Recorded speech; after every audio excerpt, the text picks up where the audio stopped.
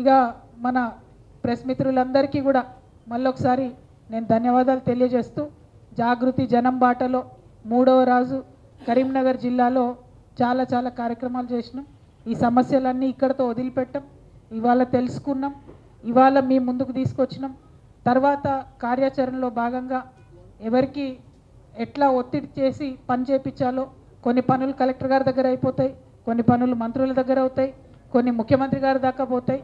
ఆయా మార్గాల్లో ఒత్తిడి పెట్టి తెలంగాణ జాగృతి సమస్యల పరిష్కారం కోసం నిరంతరం కృషి చేస్తుందని తెలియజేస్తూ, మరి ఇక్కడ ఉన్నటువంటి మేమందరం కూడా తెలంగాణ ప్రాంత ప్రజల కోసం, వారి యొక్క సమస్యల పరిష్కారం కోసం, వారి అభ్యున్నతి కోసం పాటుపడతామని కూడా ఈ సందర్భంగా తెలియజేస్తూ, మీడియా మిత్రులందరికీ కూడా ధన్యవాదాలు తెలియజేస్తూ సెలవు తీసుకుంటున్నాను. Thank you. జై తెలంగాణ. ఇప్పుడు నాకేం బంధనాలు లేవు, నేను ఫ్రీ బర్డ్ కదన్నా, ఇప్పుడు నాకేం బంధనాలు లేవు. అంటే పర్టికులర్గా గ్రనైట్ మాఫియాకి సంబంధించి మీ అందరికీ తెలుసు, గ్రనైట్ వాడాల్సిందే, తీయాల్సిందే, ఎందుకంటే అది సహజంగా నేచర్ ఇచ్చిన గిఫ్ట్, దానివల్ల డెవలప్ చేయొచ్చు. కానీ దారుణమైనటువంటి వైలేషన్స్ జరిగినాయి, అవన్నీ కూడా చూసి చూడనట్టుగా పోయినాం. ఆ సందర్భంలో మరి బీజేపీ నుండి కూడా చాలా ఆరోపణలు వచ్చినాయి. ఫైన్లు కట్టాలి, కొంతమంది కడతలేరని ఆరోపణలు చేసిర్రు. తర్వాత ఎందుకో ఏమో తెలియదు కానీ అందరు సైలెంట్ అయిపోయారు మళ్ళీ.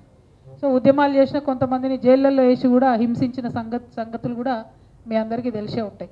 సో గ్రనైట్ మీద పోరాటం అనేటటువంటిది, మన వనరుల మీద పరిరక్షణ కోసం పోరాటం అనేటటువంటిది, మన పర్యావరణ పరిరక్షణ మీద పోరాటం అనేటటువంటిది జాగృతి ఒక ప్రయారిటీ అంశంగా తీసుకుంటుంది. ఖచ్చితంగా ఎప్పటికప్పుడు మేము వాటిని ఎండగడుతూ ఉంటాం, వాటిని అరికట్టడానికి కూడా డెఫినెట్గా ప్రయత్నం చేస్తాం. మీ అందరికీ తెలుసు, మామూలుగా అయితే చూస్తే బోర్డు మీద బంద్ వేసినట్టే ఉంటుంది, కానీ లోపల నడుస్తూనే ఉంటుంది మళ్ళీ. సో అవి మరి ఎట్లా ఆపాలి అనేటటువంటిది మీలాంటి వాళ్ళందరూ మద్దతు ఉంటేనే ఆపడం జరుగుతుంది. అల్టిమేట్గా మన తెలంగాణ, మన కరీంనగర్ కాపాడుకుంటే పర్యావరణం మనకే బాగుంటుంది. ఎంత లోతుంది రాయి అంత లోతు నేను తవ్వుతా అంటే మొత్తం వాటర్ టేబుల్ డిస్టర్బ్ అవుతుంది.